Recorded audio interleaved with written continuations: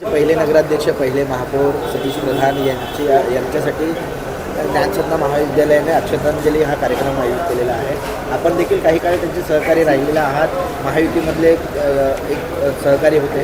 कशा प्रकारे आपलं त्यांचा संबंध? नाही, सतीश प्रधान हे ठाण्याचे मुकुटमणी म्हणायला हरकत नाही की ठाणं वाढत असताना जे ठाण्याला आवश्यक होतं ते त्यांनी अतिशय ज्याला म्हणता येईल त्या ठिकाणी जिद्दीने पूर्ण केलं.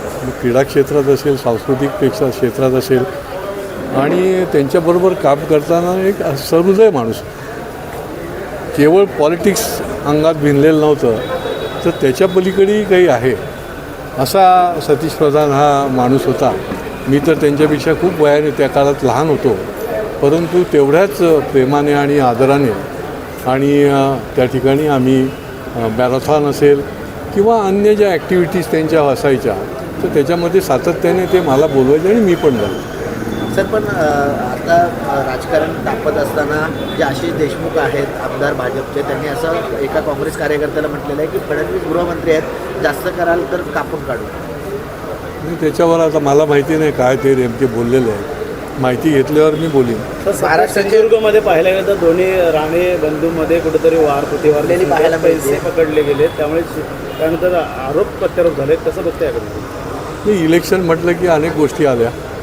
ज्याला त्याला आपापल्या पक्षाचा माणसं निवडून आणायची असतात आणि त्या माध्यमातून निरनिराळ्या पद्धतीने बोललं जातं, आरोप प्रत्यारोप केले जातात आणि त्याचं खंडन देखील त्या ठिकाणी झालेलं आहे.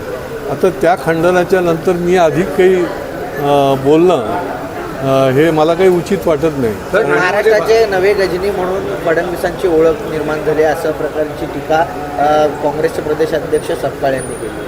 काँग्रेसने त्यांच्या पायाखाली काय जळतंय ते बघितलं पाहिजे. तुमचं आता काँग्रेस मुक्त भारतकडे वाटचाल चालू आहे आणि तुम्ही म्हणजे हे नगरपंचायत नगरपालिकेत काँग्रेस कुठे दिसतच नाही आहे. त्याच्यामुळे तुम्ही आता हे दुसऱ्यावर टीका करत बसलात तर पूर्णच मुक्त तुम्ही व्हाल अशी परिस्थिती निर्माण झालेली आहे.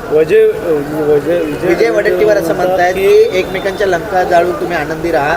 ज्याप्रमाणे मागील अनेक दिवसांपासून महायुतीत खिंडी पडलेली पाहायला मिळते, त्यावरून त्यांची अशी टीका आहे. ते मनोरंजन करतात आणि त्यांचं एकच काम आहे की आमच्या महायुतीमध्ये कोण काय बोलतं त्याच्यावर एक चालता चालता कॉमेंट करायची आणि बसून जायचं. त्याने तुम्हाला काही तुमच्या पक्षाला काही त्या ठिकाणी काही वाढ होणार नाही आहे. सध्या दोन्ही बंधू एकत्र आलेले ठाकरे बंधू, त्यामुळे कुठंतरी पाहायला तर निवडणुकीमध्ये फरक आणि बदल पाहायला मिळणार आहे. चित्रा वाघ म्हणतात की देवाभाऊमुळेच दोघे एकत्र आले. नाही, लोकांना तर नाही देवाभाऊमुळे आले असतील, पण लोकांना विकास पाहिजे आणि त्याच्यामुळे कोण कुठे किती एकत्र आलं त्यापेक्षा मला वाटतं की खऱ्या अर्थाने दिल्लीपासून ते गल्लीपर्यंत कोण विकास करणार आहे हे मतदारांना असेल किंवा नागरिकांना महत्त्वाचं असतं आणि त्याच्यामुळे त्या दृष्टीने नागरिक जे आहे ते पाठराखण करतात.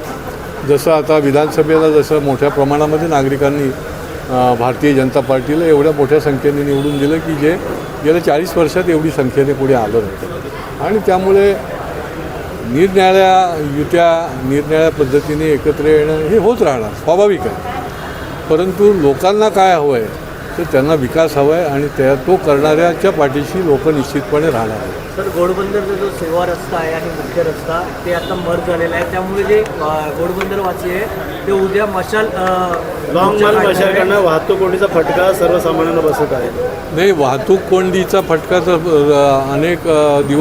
अनेक महिन्यापासून आहे, पण हे जे सर्व्हिस रस्त्याचं एकत्रीकरण आहे हे योग्य नाही आहे. मी माननीय मुख्यमंत्र्यांना देखील पत्र लिहिलं आहे, भेटीसाठी त्यांना वेळ मागितलेली आहे, MMRला सांगितलेलं आहे आणि आमची आक्रोश बैठक पण घोडबंदरवासियांची त्यावेळेला झाली होती. कारण की ज्या हेतूने ते तुमचा सर्व्हिस रोड केला तर त्या हेतूला हरताळ फासल्यासारखं आहे. अनेक नियमांचं म्हणजे कोणी कोर्टात जाईल ना तर हे जे काही यांचा आग्रह चालू आहे तो आग्रह बंद होऊन जाईल. कारण की ज्या अटी आणि शर्तीवर हा सर्व्हिस रोड केलेला आहे ही सगळी कमर्शियल शाळा आहेत, मुलं आहेत, तुम्ही त्यांचा काही विचार करणार आहात की नाही. आणि त्याच्यामुळे हे रुंदीकरण जे आहे ते इथे सर्व्हिस रोड हा असलाच पाहिजे अशा प्रकारचं काम अशा प्रकारची भूमिका सबंध घोडबंदरवासियांची त्या ठिकाणी आहे. सर, 2011च्या जनगणनेनुसार 18 लाख लोकसंख्या ही ठाणे शहराची आहे. मात्र 16.5 लाख वाहनं जी आहेत ती ठाण्यामध्ये आत्ता आहेत. त्यामुळे कुठेतरी वाहतूक कोंडी नाही, होते. 16.5 लाख वाहनं नाही आहेत, 9 लाख वाहनं आहेत. वाहतूक विभागाने दिलेल्या माहितीनुसार 9 लाख वाहनं आहेत. पण तरी देखील ही देखील वाहनं जी आहेत ना, हा मोठा भार आहे आणि त्याची योग्य वेळेला योग्य त्या पद्धतीने व्यवस्था निर्णय त्याचं नियोजन करणं हे अत्यावश्यक आहे. अन्यथा हे सगळं ठप्प होऊन जाईल. त्या दृष्टीने राज्य सरकारने अनेक योजना आणलेल्या आहेत, पण वर्ष दीड वर्षाच्या नंतर त्याचा आपल्याला लाभ होणार आहे की जेणेकरून ट्रक ट्रॅफिक बाकीचा ट्रॅफिक जो आहे तो शहरामध्ये येणार नाही.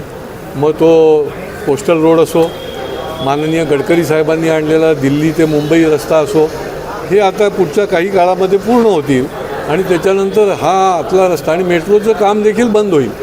आत्ता जे मेट्रोची कामं चालू आहे त्यामुळे लेन कमी मिळालेले आहेत आणि त्यानंतर हा रस्ता जो आहे तो सुकर होऊ शकतो आणि त्याच्यामुळे खरं सर्व्हिस रोड ही तुम्हाला त्याचा अंतर्भाव याच्यामध्ये करण्याची काहीही गरज नाही. सर, वाहतूक पोलीस अधिकाऱ्यांनी हा 16.5 लाखाचा आकडा दिलेला आहे. मात्र आपण 9 लाख म्हणताय. RTOमध्ये जे काही रजिस्ट्रेशन होते त्या आकड्यानुसार ही आकडेवारी दिली गेलेली आहे असं त्यांचं म्हणणं आहे. नाही, इथे धावणाऱ्या वाहनं जी आहेत ना ती 9, 9.5, 10 लाखापर्यंत आहेत आणि त्याच्यामुळे प्रश्न हा आहे की आकडा किती आहे त्याच्यापेक्षा त्या वाहनं झेपणार आणि झेलणारी व्यवस्था या ठिकाणी योग्य पद्धतीने निर्माण करणं गरजेचं. आता सर्व्हिस रोडला वाहतूक पोलिसांनी जर योग्य पद्धतीने तिथे कामं केली असती, दोन्ही बाजूला पार्किंग होतं, दोन्ही बाजूला गाड्या लागतात, तर वाहतूक पोलिसांनी ते नाही केलं. याला पाठिंबा दिला की या सर्व्हिस रोड आणि करोडो रुपये त्याच्यामध्ये आपले खर्च होतात. 600 करोड रुपयाचा तुम्ही प्रोजेक्ट करताय, त्याच्याऐवजी या रस्ते ठाकठूक झाले असते त्याच्यामध्ये आणि त्याच्यामुळे त्याचा पुनर्विचार झाला पाहिजे अशा प्रकारची माझी देखील मागणी आहे. घोडबंदरवासियांची तर आहेच. तर करारनामे झालेच नाही BSFच्या सदनिका संदर्भात. का वाटतं येणाऱ्या काळात घुसखोरी देखील वाढलेली आहे, काय सांगाल? करारनामे याच्याकरता झालेले नाही आहेत की त्याची मुद्रांक शुल्क जे आहे ते वाढीव होतं आणि ते कमी होण्याकरता मी जे 2018पासून सांगतो आहे, मी 2018पासून पाठपुरावा जो करतो, श्रेयाची लढाई कोणी काही करत राहो, ती ह्याच्याकरता की त्यामुळे त्यांचं ॲग्रीमेंट होत नाही आहे. त्याच्यावर मुद्रांक शुल्क 1-1 लाख रुपये पडणार असेल तर ही आमची गरीब लोक कशी काय करणार. आता मात्र हे करारनामे करायला एक वेगळा कॅम्प बसवायचं महापालिकेने आम्हाला देखील सांगितलेलं आहे आणि ते करारनामे होऊन ती घरं जी आहेत ती त्याचे दस्तऐवज जो आहे तो त्यांच्या नावावर होईल. निवडणुकीमुळे उशीर लागू शकतो या करारनाम्यासाठी? नाही, करारनामा हा टेक्निकल काम आहे. ते राहायला तर हे लोक अनेक वर्षापासून आलेले आहेत, त्याच्यामुळे हे काम जे आहे ते चालू राहू शकतं.